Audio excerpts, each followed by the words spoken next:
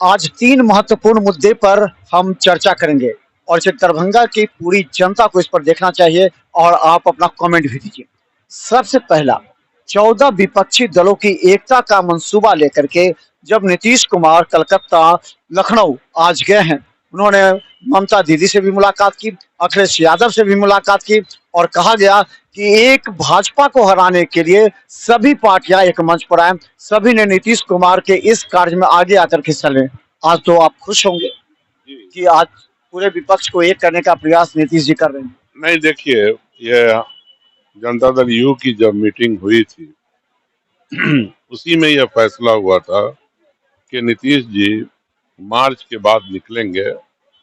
जो सेशन था असेंबली का, और विपक्ष के सारे लोगों को जो एक तरह की सोच रखते हों और जो ये चाह रहे हो कि देश के अंदर जो देश बिखर रहा है, मुल्क बिखरने की तरफ बढ़ चुका है, महंगाई है चारों तरफ बेरोजगारी है और मुल्क के अंदर भाईचारा टूट रहा है।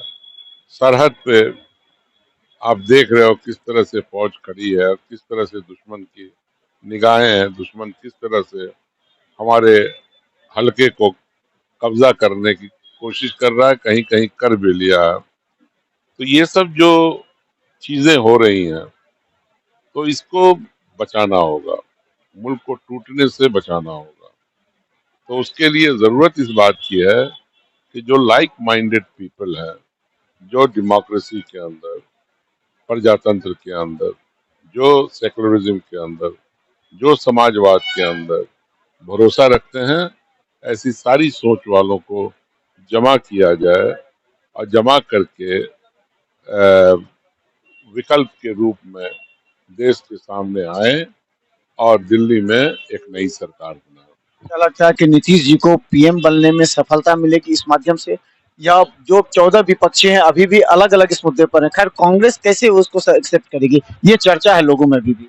देखिए, एक बात समझ लीजिए, जहां तक नीतीश कुमार जी का सवाल है, उन्होंने स्पष्ट रूप से कहा है, पार्टी के अंदर भी और बाहर भी और मीडिया में भी, कि मैं कहीं से उम्मीदवार नहीं हूं, हम एक विकल्प चाहते हैं और ये जो कौन बनेगा प्रधानमंत्री वो बाद में फैसला होगा। और उसी मिशन में वो निकले हैं। 14 नहीं है, ये 21-22 पार्टियां होंगी फाइनली आगे चल करके। और नीतीश जी इस चीज, चूंकि नीतीश जी एक न्यूट्रल पर्सनालिटी है, उनकी लड़ाई किसी से नहीं है, तो वो बड़ी आसानी से सभी को एक प्लेटफॉर्म पे ले आएंगे, हम लोगों का ऐसा मानना है। जहां तक सवाल पैदा होता है प्रधानमंत्री का, तो वो उम्मीदवार हो या ना हो, लेकिन हमारे जैसे लोग, यू के वर्कर, कार्यकर्ता, लीडर और इस देश की जनता, उनको एक सुलझा हुआ लीडर, एक योग्य लीडर, एक काम करने वाला लीडर मानती है। और आपने देखा होगा कि उनके कार्यकाल में, हालांकि भारतीय जनता पार्टी उनके साथ थी, लेकिन भाईचारा, अमन, प्यार किस तरह से बिहार में कायम रहा। अभी थोड़े दिन पहले भारतीय जनता पार्टी के लोगों ने किस तरह से अमन को बिगाड़ने का काम किया, लेकिन फौरन कंट्रोल किया गया। आम लोगों ने सहयोग किया इसके अंदर। पहले भी इस तरह की घटना भागलपुर में हुई थी।